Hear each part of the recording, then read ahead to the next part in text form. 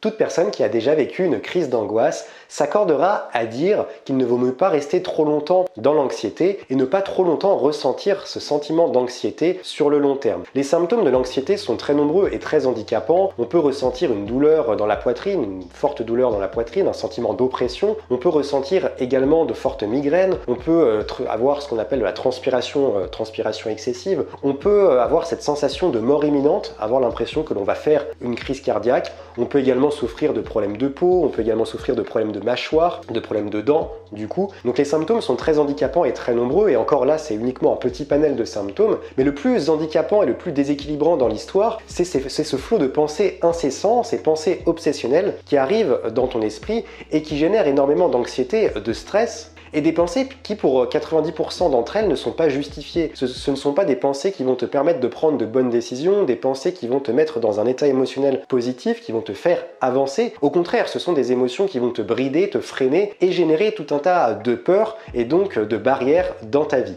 Donc dans cette vidéo, je vais te partager les 4 clés majeures pour sortir de l'anxiété et ainsi pouvoir justement reprendre le contrôle sur tes émotions et reprendre le contrôle sur ta vie. Juste avant, je te rappelle que tu peux toujours accéder à Mental Off, ma boîte à outils pour justement gérer ton anxiété, réduire le stress, éviter le surménage et mieux penser. Dans cette boîte à outils, tu retrouveras des outils de sophrologie, de PNL, des outils de gestion du temps, des outils d'organisation, des outils d'ancrage, des outils également pour mieux gérer ton hypersensibilité, des outils également pour chasser le perfectionnisme, tous les outils qui moi m'ont permis de sortir de l'anxiété chronique et qui m'ont sauvé du burn-out. Donc si aujourd'hui tu es concerné par l'anxiété chronique, par le stress, que tu as du mal à dormir, que tu as sans arrêt des pensées obsessionnelles dans ton esprit, je t'invite à aller voir le programme de Mental Off dans la description de cette vidéo et je te rappelle qu'il reste quelques places pour profiter du tarif de lancement et les places seront dans tous les cas retirées demain soir, enfin ce soir plutôt, à 23h59, donc tu as quelques heures pour profiter de Mental Off. La première clé majeure pour sortir durablement de l'anxiété, c'est de développer sa tolérance à l'incertitude. En fait, ce qui va principalement générer de l'anxiété, c'est toutes les pensées que l'on va se créer, des choses que l'on va imaginer et qui ne vont jamais se produire. Je prends un exemple tout simple, par exemple si demain tu dois partir en voyage, je sais que vous êtes très nombreux à me suivre et à aimer le voyage, à aimer la liberté. Admettons que demain tu dois partir au Mexique en voyage et du coup tu vas penser à tout un tas de choses, mais tu vas pas forcément penser, si tu es sujet à l'anxiété, tu vas pas te dire ah bah tiens, peut-être qu'il y aura du beau temps et je vais pouvoir profiter de la mer, peut-être que je vais pouvoir manger des plats typiques de la région. Tu vas pas forcément te poser tout de suite ces questions-là, tu vas plutôt te dire ah mais est-ce que si je perds ma valise à l'aéroport, comment je vais faire? Si je perds mes papiers sur place, comment je vais faire pour revenir en France ou dans mon pays? Si je n'ai plus d'argent sur place, comment je vais faire pour survivre? Si je fais une mauvaise rencontre, comment je vais faire pour m'échapper de cette situation? Et ça s'en finit plus, tu vas te créer tout un tas de pensées qui vont générer énormément d'anxiété. Ce qu'il faut vraiment comprendre, c'est que de toute manière, dans la vie est faite d'incertitudes. Là, à l'heure où je te parle, je ne suis même pas sûr de pouvoir prendre une autre inspiration parce que je sais pas, peut-être que peut-être que le toit va me tomber dessus, peut-être qu'il va y avoir, je vais faire un arrêt cardiaque. Bon, je vais pas t'inquiéter, mais tu vois, ce qu'il faut vraiment prendre conscience, c'est que même à petite échelle, la vie est faite d'incertitudes. Peut-être que quelqu'un va rentrer dans la pièce au moment où je te parle, peut-être que je vais recevoir un message d'une telle personne que j'avais pas contacté depuis un moment. La vie est continuellement faite d'incertitudes et souvent ces incertitudes ne sont pas des choses négatives. Si tu prends vraiment du recul sur toutes les incertitudes durant tes journées, tu vas te rendre compte que ces incertitudes ne sont ni positives ni négatives. Elles sont là tout simplement, sans jugement, et elles font partie intégrante de ta vie. Et j'irais même plus loin, je dirais même qu'il faut développer le goût du risque. Il faut vraiment prendre la vie comme un jeu, prendre tous les domaines de ta vie, que ce soit ton couple, ton travail, ton cercle d'amis, et prends tous ces domaines-là et imagine que tu es dans un jeu vidéo. C'est vraiment ce que je fais moi dans ma vie. J'imagine que je suis dans un jeu vidéo. La pire chose qui peut se passer, c'est la mort ou la maladie. Mais tout le reste, finalement, c'est uniquement du jeu. Pour terminer sur ce point, j'aimerais te dire que de toute manière, tout ce que tu imagines a quasiment aucune probabilité que ça arrive, et souvent ça n'arrive jamais. En revanche, si continuellement tu te crées des pensées négatives, il faut bien savoir que ton cerveau ne fait pas la distinction entre ton imagination et la réalité. Donc si continuellement tu lui dis je vais perdre ma valise à l'aéroport en arrivant au Mexique, tu vas finir finalement par oublier par toi-même ta valise, oublier la couleur de ta valise, oublier la forme de ta valise, et tu vas finir par perdre ta valise parce que tu auras programmé ton cerveau pour perdre ta valise, tu auras visualisé cette chose-là. Et c'est tout l'intérêt de la PNL. Dans la programmation neurolinguistique, on va justement essayer à l'inverse de visualiser des choses positives, de ressentir des états émotionnels positifs pour que justement on les intègre, on les imprègne dans notre réalité. Tout le mécanisme aussi de la loi de l'attraction, et c'est pour cette raison aussi que je te partage de nombreux outils de PNL dans ma formation Mental Off. La deuxième clé que tu dois mettre en place pour sortir durablement de l'anxiété, c'est de chasser le perfectionnisme. En fait, le perfectionnisme est plutôt générateur de stress dans son ensemble. Je te rappelle que le stress et l'anxiété, ce sont deux choses différentes. Dans le stress, on va vraiment réagir à un danger immédiat. Bien que le stress, après, on peut rentrer dans du stress chronique et le corps se sent en danger continuellement. L'anxiété, c'est plus, comme je te le disais tout à l'heure, des projections négatives et tout un tas de pensées obsessionnelles et souvent très négatives qui vont du coup créer de la peur et de l'anxiété. Donc il y a vraiment une différence entre les deux. Et le perfectionnisme, je dirais, est parfait pour ça, est parfait pour se créer du stress et de l'anxiété. Le perfectionnisme est dû à deux choses principales. Le perfectionnisme est dû à un manque de confiance en soi, ça c'est évident. Et le perfectionnisme est également dû à un discours interne qui est très dévalorisant. Je dirais même un auto-harcèlement, c'est-à-dire que on s'en rend même plus compte au final, mais tu es vraiment très très dur avec toi-même, il y a tout un tas de pensées qui sont très dures envers toi-même, et tu finis par projeter une image qui est très dévalorisante, ce qui va vraiment impacter l'estime que tu as pour toi-même et donc aussi impacter la confiance en toi. Donc déjà, si tu travailles sur ces deux aspects-là, sur ta confiance en toi et sur le fait d'améliorer ce discours interne, tu arriveras déjà à chasser ou à réduire considérablement le perfectionnisme. Le gros problème avec le perfectionnisme, c'est que tu rallonges sans arrêt le temps pour effectuer une tâche ça peut être les deux, tu vas ajouter de la complexité à tes tâches. Et du coup, cette forte pression que tu t'infliges à toi-même génère du doute qui lui-même va générer tout un tas de pensées en continu et le cerveau va mouliner continuellement. Et c'est pour cette raison que dans Mental Off, je te partage tout un tas d'outils pour vraiment agir sur ce perfectionnisme. Des outils qui, moi, m'ont énormément aidé à créer mon entreprise sans pour autant y passer des heures continuellement à travailler, à me créer des pensées obsessionnelles, à me dire que tout doit être parfait. Et du coup, ça me permet d'être moins stressé, d'être moins anxieux. Et dans Mental Off, je te partage tout un tas d'outils, le test de restriction délibérée, les tâches de sabotage, la décentration dans le temps, on voit comment également changer son discours interne et tout un tas d'autres outils qui vont vraiment te permettre aujourd'hui d'agir sur ce perfectionnisme accru et d'être quelqu'un qui va pouvoir continuer à avoir des projets, à mettre en place des choses concrètes, des choses qui sont de qualité, sans pour autant s'infliger ce perfectionnisme à soi-même. Le troisième point à mettre en place pour sortir durablement de l'anxiété, ça va être de pratiquer l'ancrage. Encore une fois, l'ancrage, j'en parle dans Mental Off, j'en ai un peu parlé aussi sur cette chaîne YouTube et je vais davantage en parler parce que ça fait partie, bien que ça fasse partie un peu de la sphère énergétique, c'est une notion qu'on utilise beaucoup, à la fois en PNL mais également beaucoup en magnétisme. Et si je parle de ça, c'est que j'ai remarqué que les personnes qui souffrent d'anxiété chronique sont souvent des personnes qui manquent d'ancrage. Ça a été mon cas pendant longtemps, aujourd'hui je le pratique tous les jours grâce à la méditation, grâce à différentes techniques aussi, et je vais t'en parler un peu plus en détail. Concrètement, pourquoi c'est important de pratiquer l'ancrage?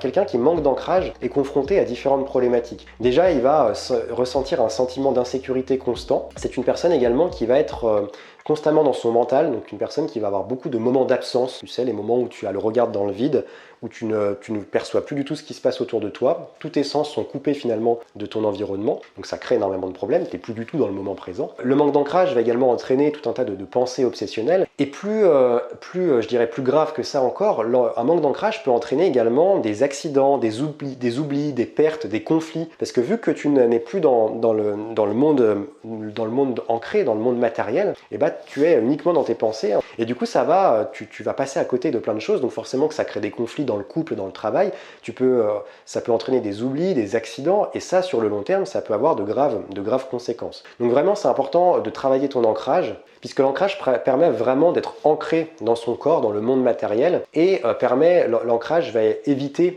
d'être constamment dans son mental et de se créer tout un tas de questionnements. Donc pour pratiquer l'ancrage, il y a différentes manières de le faire. Déjà, la manière la plus simple, c'est de pratiquer la méditation. C'est également d'aller faire des balades en nature pour vraiment être connecté, récupérer des ions négatifs, être connecté aux éléments terrestres et d'aller dans des endroits où il y a eu peu de présence humaine aussi, ça aide énormément. Des endroits qui ne sont pas trop chargés aussi, de préférence en histoire, où il y a eu des guerres, des conflits, il faut éviter ça, bien entendu. On peut également utiliser certaines pierres, donc notamment la tourmaline, l'aventurine, l'onyx, la jaspe, l'hématite, le quartz fumé. Donc il y a pas mal de pierres qui peuvent également t'aider à t'ancrer. On peut également utiliser certaines huiles essentielles qui vont également favoriser l'ancrage. Je pense notamment à l'huile essentielle d'ylang-ylang, l'huile essentielle d'encens, l'huile essentielle de cèdre de l'Atlas, l'huile essentielle de patchouli, l'huile essentielle de santal, des huiles essentielles qui vont être riches en séquisterpènes, j'espère que je le prononce bien, une molécule qui va vraiment favoriser l'ancrage. Donc moi j'aime beaucoup l'huile essentielle d'encens, c'est une que j'ai pu tester pour l'ancrage,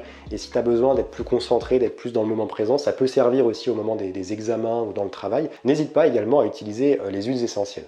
Et bien entendu, il y a également la sophrologie et la PNL qui permettent de favoriser l'ancrage. Et d'ailleurs, je te partage certains exercices d'ancrage de PNL et de sophrologie dans Mental Off. Donc si tu souhaites les mettre en pratique dès ce soir, je t'invite à aller prendre ta place. Il reste quelques places au tarif de lancement. Et je te rappelle que tout expire ce soir, donc n'hésite pas à aller récupérer ces exercices pour favoriser ton ancrage. La quatrième et la dernière clé pour sortir durablement de l'anxiété, c'est de libérer sa peur pour mieux la supporter. Alors c'est vrai que la peur, encore une fois, tout à l'heure je parlais du stress, là on parle de la peur. Cette vidéo parle globalement de l'anxiété. Tu vas me dire quel est le rapport finalement entre l'anxiété et la peur. La peur, encore une fois, ça répond à un danger immédiat. Si tu as un serpent qui te saute dessus, il y a tous les mécanismes de la peur qui s'enclenchent pour que tu puisses te protéger. Le stress, lui, va intervenir pour que tu puisses fuir, la situation et que tu puisses t'extirper de cette situation. Et l'anxiété, elle, va advenir de quelque chose qui n'a pas lieu, en fait, de quelque chose. Tu vas t'imaginer un serpent en marchant dans une prairie, et ce serpent-là ne va sûrement jamais arriver. Donc c'est ça les principales différences. En revanche, une personne anxieuse ressent fortement la peur, puisqu'elle y est confrontée régulièrement. Je prends un exemple tout simple, encore une fois. Si deux personnes, admettons qu'il y ait deux amis qui traversent une route, un ami qui n'est pas du tout sujet à l'anxiété, et une autre personne, l'autre ami, qui est constamment dans l'anxiété chronique. La première personne va traverser la route sans forcément avoir d'idée en tête, elle traverse la route et elle passe sur le trottoir suivant, tandis que la deuxième personne, elle, va se poser tout un tas de questions. Elle va se dire, mais s'il y a une trottinette qui arrive et qu'elle me renverse, s'il y a une voiture qui arrive et qu'elle me renverse, si je trébuche sur le passage clouté, et du coup cette personne va ressentir de la peur sur une action, un événement qui est tout à fait banal et qu'elle va reproduire plusieurs fois dans la journée. Et c'est ça qui génère en fait de l'anxiété chronique et qui génère du coup de la peur. Donc la personne anxieuse ressent constamment de la peur, puisque pour elle le danger est absolument partout. Et le problème avec la peur, alors c'est un problème ou pas, tout dépend de comment on le prend, c'est qu'on ne peut pas s'affranchir de la peur. Souvent on a des idoles et on idéalise certaines personnes et on se dit mais cette personne n'a peur de rien. Et en réalité cette personne ressent la peur comme tout le monde, elle ressent ses émotions, et la peur c'est une des émotions